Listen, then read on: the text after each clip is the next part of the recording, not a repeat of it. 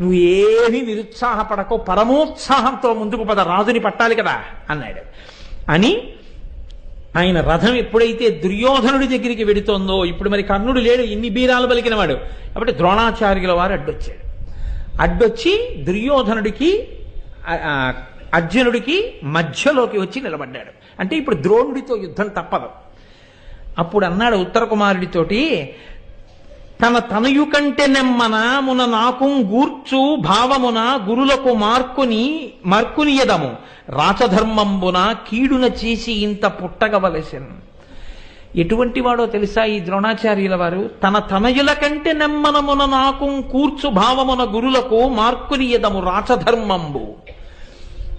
తన కడుపున పుట్టినటువంటి కొడుకు కన్నా నాకు ఎక్కువ విద్య నేర్పాడు, అంత ప్రేమించాడు నన్ను.